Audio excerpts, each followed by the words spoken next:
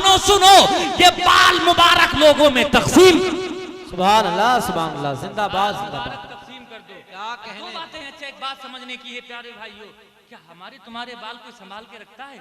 नहीं, हम तो नालियों में बहा देते हैं। बालों के हवाले से भी एक बात सुन लीजिए। आया है किताबों में कि इंसान को अपने बाल दबा देना चाहिए, लेकिन अभी क्या है कि वो नालियों में बह रहे हैं। लेकिन मैं आपसे अर्ज करना चाह रहा हूँ, क्या हमारे आपके बाल संभाल के कोई रखता है? नहीं रखता। मेरे मुस्तफा की ही सिर्फ एक साथ ऐसी है प्यारे भाइयों कि जिनकी हर हर नकलो हरकत को किताबों में लिखा गया। सुभान अल्लाह, सुभान। यहाँ तक के साहबा ने यह भी बयान किया है कि मुस्तफा एक बार बैठे हुए हैं, हाथ में एक लकड़ी है और आका करीम सल्लल्लाहु अलैहि वसल्लम, हम आप भी बैठते हैं जमीन पर, लकड़ी से कुछ कर रहे हैं। प्यारे भाई, सहाबी रसूल ने इस अदा को भी नहीं छोड़ा। ये भी मुस्तफा की हदीसों में क्या फरमाया? अक़सिमहु बैनन नास, इसको लोगों में तकसीम कर दो। वो तकसीम कर दिए गए।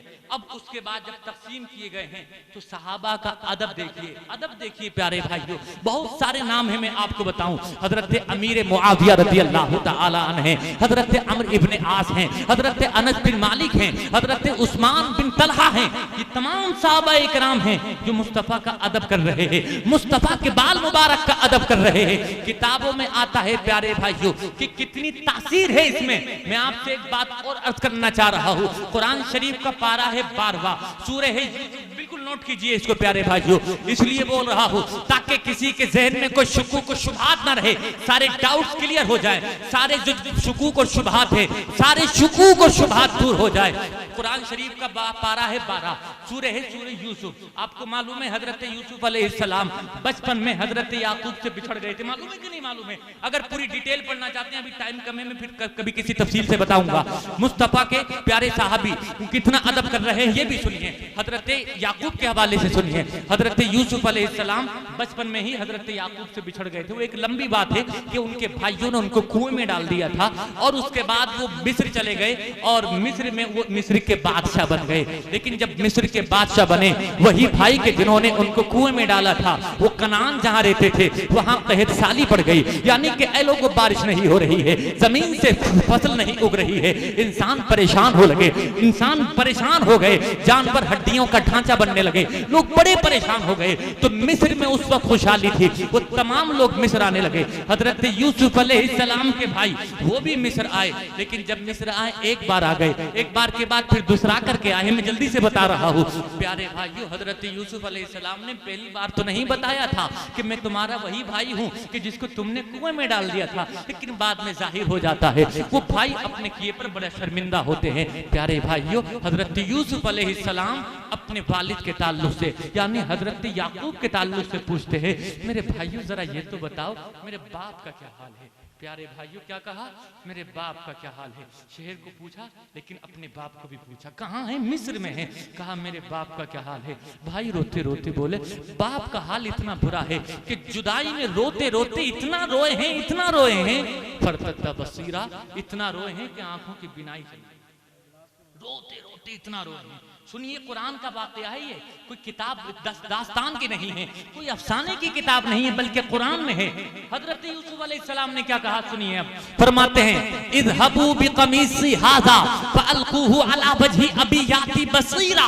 हजरत यूसुफ अलैहिस्सलाम एक कुर्ता देते हैं, यानी वो लिबास जो आपने पहना हुआ था, वो उतारा हुआ लिबास जो आपके बदन पर आ चुका था, यानी वो कुर्ता दिया। वो कुर्ता देने के बाद क्या इरशाद फरमाया कि जाओ जाकर के इसको मेरे वालिद के चेहरे पर डाल देना। क्या कहा? मेरे वालिद के चेहरे पर डाल देना, और जैसे ही तुम चेहरे पे डालोगे उनकी खोई हुई बिनाई वापस आ जाएगी। हजरत यूसुफ अलैहिस्सलाम ने इतना कहा है, भाई जाने लगा। वो कमीज लेके जो पहना करते थे, कुरान शरीफ में है। प्यारे भाइयों, जैसे ही कनान करीब आ रहा है, हजरत याकूब अलैहिस्सलाम का इल्म गैब भी देखिए, अपने बच्चों से कह रहे हैं, मैं हजरत यूसुफ अलैहिस्सलाम की बू महसूस कर रहा हूँ। बच्चों ने कहा, आप तो जिक्र करते रहते हो उनका, आप उनका जिक्र करते करते ये हालत हो गई है तुम्हारी।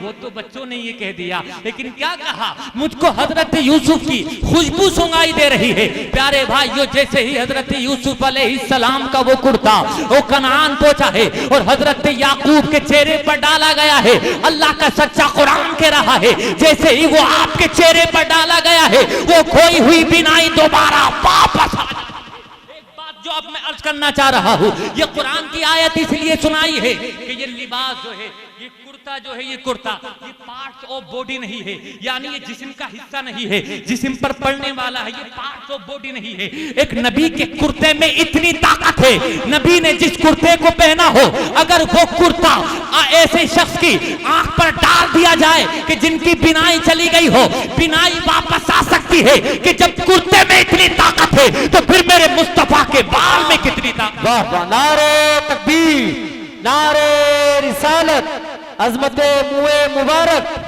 मसलके आला हजरत हजरत मुफ्ती बिलाल साहिब क़िबला। कुर्ता पार्ट ऑफ बॉडी नहीं है तो इतनी ताकत है उसमें, लेकिन बाल तो मुस्तफा के जिस्म का हिस्सा है, उसमें कितनी ताकत होगी। बात ये अर्ज करना चाह रहा हूँ, कुर्ते में जब इतनी ताकत है। अब सहाबा का अमल देखिए, जल्दी से सुन लीजिए क्योंकि टाइम बहुत कम है, मैं इस पर बहुत तफसील से भी बात कर सकता हूँ, लेकिन ऐ लोगों, ए सबा तूफान नू लाने से फायदा क्या, 2 अश्क ही काफी हैं अगर कुछ असर करे।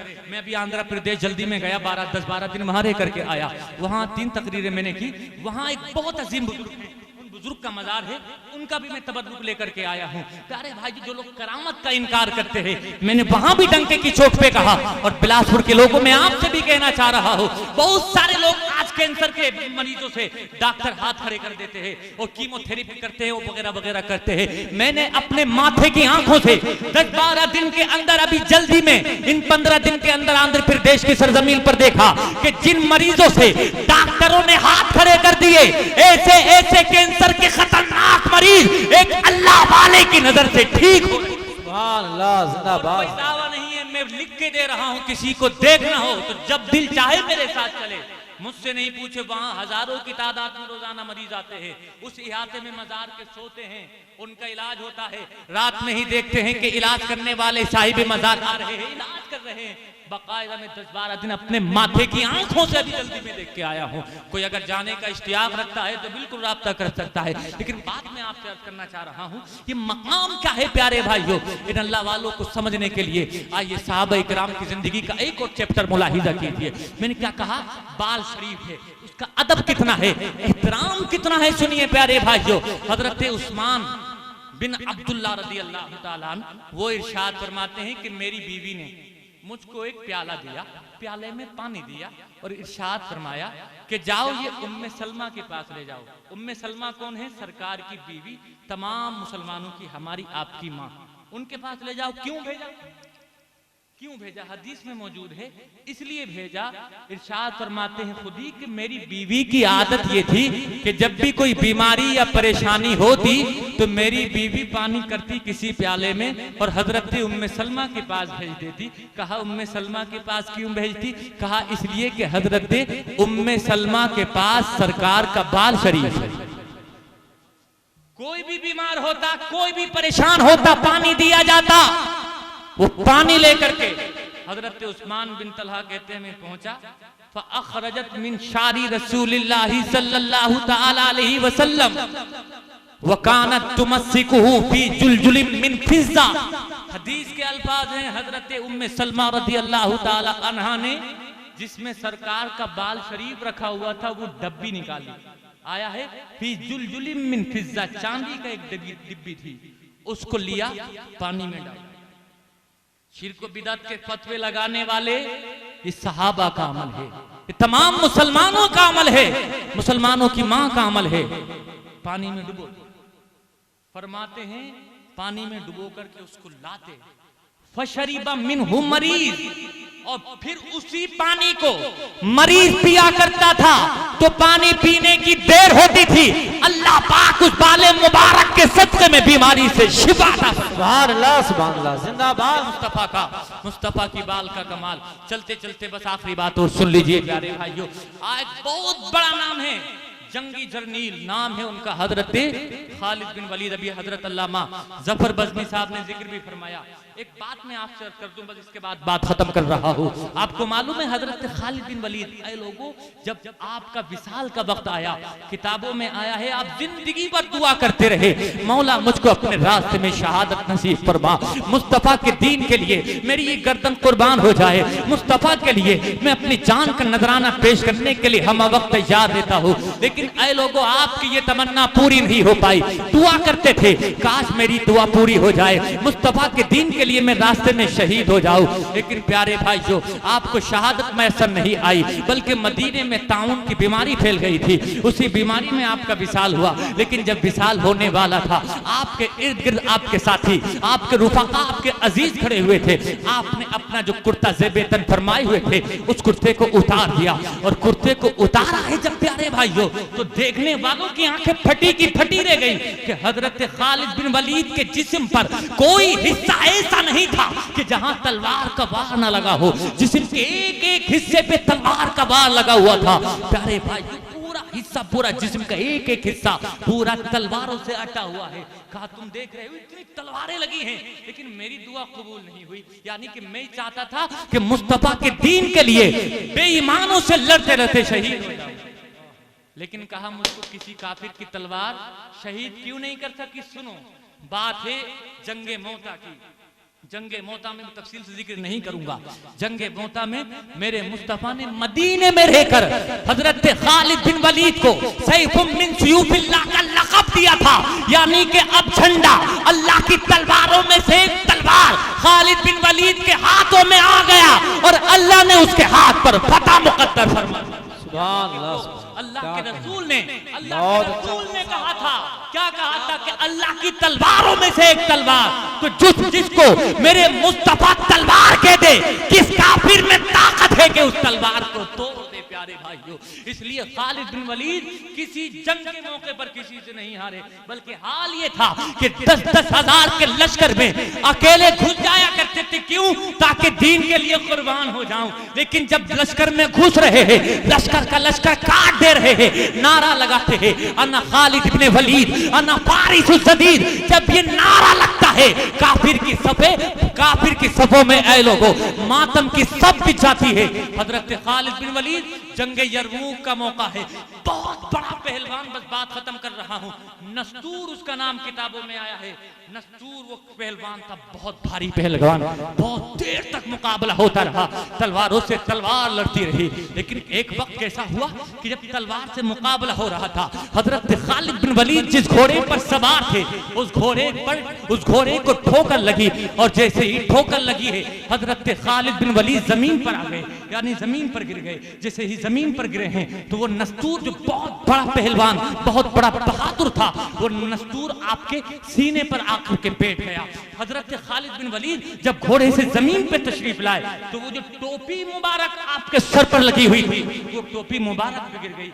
प्यारे भाइयों जरा बताओ, उस वक्त के एक दुश्मन आपके सीने पर बैठा हो, तलवार उसके हाथ में हो, उस वक्त आपकी तमन्ना क्या होगी कि काश मेरी जान बच जाए। आपकी तमन्ना क्या होगी कि किसी दांव पे से मैं इसको पटखनी दे दूं, इसके दांव से बच जाऊं। ये तो होगा ना, कोई भी हो प्यारे भाई, कितना भी बड़ा बहादुर हो वो यही सोचेगा। लेकिन किताबों में आया है हजरत खालिद बिन वलीद चीख चीख करके रहे हैं, जोर जोर से कह रहे हैं, ऐ मेरे साथियों, ऐ मेरे अजीजों, ऐ मेरे रफीकों, अल्लाह तुम पर रहम करे, मेरी टोपी उठा दो, मेरी टोपी उठा दो, मेरी टोपी उठा दो। प्यारे भाइयों टोपी कह रहे हैं कि टोपी उठा दो। हजरत खालिद बिन वलीद अपने साथियों से बार बार कह रहे हैं। किसी अजीज ने आवाज सुन ली, किताबों में आया है कबीला बनु मखज़ूम का एक आदमी आया, और आने के बाद वो टोपी उठा करके आपके सर पर रख दी। जैसे ही वो टोपी रखी है, आपने क्या हुआ कि दुश्मन को शिकस्त दे दी और तलवार से उसकी जिंदगी का किस्सा तमाम कर दिया। जंग हो गई, सब अपने अपने घरों को जाने लगे। आखिरी बात जो मैं कहना चाह रहा था, जाने लगे। सवाल तो होता ही है, सवाल तो बनता ही है। किसी ने पूछ लिया हजरत सवाल है बहुत बड़ा, जान बचाने की फिक्र नहीं थी, टोपी में ऐसे क्या बात है? इतने कपड़ा भी इतना कीमती नहीं था, कपड़ा भी इतना कीमती नहीं था, जान की परवाह करना चाहिए, आपने छोटी सी टोपी की परवाह की। हजरत खालिद बिन वलीद ने इरशाद फरमाया ये टोपी कोई मामूली नहीं है, बल्कि एक मर्तबा मेरे मुस्तफ़ा करीम सल्लल्लाहु ताला अलैहि वसल्लम ने पेशानी मुबारक के बाल बनवाए, उन बाल शरीफ को मैंने हासिल कर लिया था, बाल शरीफ को हासिल कर लिया था और उसके बाद अपनी टोपी में सी लिया था। अब सुनिए प्यारे भाई, आगे का जुमला सुनिए। तो बोलते हैं ना कि डायरेक्ट अल्लाह पे पहुंचिए, वो इबरत हासिल करें, वो कि जो जिंदगी भर इस्लाम का परचम बुलंद करते रहे, उनसे जिंदगी की रौनक हासिल करें। क्या फरमाया कि मेरी जिंदगी में मुझको जितनी भी फतह और कामयाबी मिली है ये मुस्तफा के इन्हीं बालों के सदक़े में मिली है, मुस्तफा के इन्हीं बालों के सदक़े में मिली है। तो मेरी गैरत को, गैरत ईमानी को ये गवारा नहीं हुआ कि ये बाल शरीफ मुझसे ज़ाइल हो जाएं और किसी काफिर के हाथ लग जाए, इनकी बेहुरमती करें। अंदाज देखिए कितनी बरकत है प्यारे भाइयों। बहुत सारी बातें हैं लेकिन मैं अभी सिर्फ इतना ही करना चाह रहा हूँ। और आज बाद जलसा ज़ियारत होने वाली है, बहुत अदब और एहतराम के साथ से मैं ढल करके प्यारे भाइयों, इतना अदब के साथ कि निगाहें झुकी हुई हों और लबों पर मुस्तफ़ा पर दुरूद और सलाम की लड़ियां जारी हों और दुआ कीजिए इंशाअल्लाह। मैं ये समझता हूं दिल की गहराई के साथ मुस्तफ़ा के बाल के सदक़े में जो दुआ की जाएगी इंशाअल्लाह वो दुआ कबूल। दुआ करेंगे इंशाअल्लाह, हम दुआ करेंगे, तमाम उलमाए इकराम हैं वो दुआ करेंगे। अल्लाह तबारक व तआला हमारी इस हाज़िरी को कबूल फरमाए। चलते चलते ये चंद बातें मैंने आपसे की थी, एक बात मैं फिर अर्ज करना चाह रहा हूँ। इंशाअल्लाह 12वीं शरीफ का जब मौका आएगा तो 12वीं शरीफ के मौके पर भी, क्योंकि वो सरकार के मिलाद का मौका है, तो सरकार दो आलम सल्लल्लाहु तआला अलैहि वसल्लम के बाल शरीफ की दोबारा से भी ज़ियारत कराई जाएगी। अब चाहे वो मौका मज़ार शरीफ का भी हो सकता है, हमारे अगर अहबाब कहेंगे, मैं इसीलिए लेकर के आया हूं ताकि हमारे आसपास इलाके के जितने भी लोग हैं वो सारे मुस्तफीज हो लें प्यारे भाइयों। अगर मैं चाहता तो अपने घर में भी इस तबरुक को रख सकता था, लेकिन मेरी कोशिश ये है कि सारे के सारे लोग मुस्तफ़ा के उस बाल शरीफ की ज़ियारत फरमा लें। ये उलमाए कराम आप देख रहे हैं, बस मेरा तो इनसे गुफ्तगू हो ही रही थी, इन्होंने कहा नहीं नहीं बहुत बड़े एजाज की बात है, हम आएंगे ज़रूर आएंगे सरकार दो आलम सल्लल्लाहु अलैहि वसल्लम के बाल शरीफ की ज़ियारत करने। हालांकि ये तकरीरें करने पूरे मुल्क में जाते हैं, लेकिन अभी स्पेशली जो आए हैं ये सरकार दो आलम सल्लल्लाहु अलैहि वसल्लम के बाल शरीफ की ज़ियारत करने आए हैं। मैं तो हर वक्त मौजूद ही हूँ, इंशाअल्लाह तफसीली गुफ्तगू फिर कभी किसी मौके पर होगी। अल्लाह तबारक व तआला मुझे आपको सबको अमल करने की तौफीक नसीब फरमाए। मेरे कहने में, आपके सुनने में लफ्ज़न सहवन मानन जो गलतियाँ हुई हों अल्लाह माफ़ फरमाए। आमीन व मा अलैना इल्लल बलाग।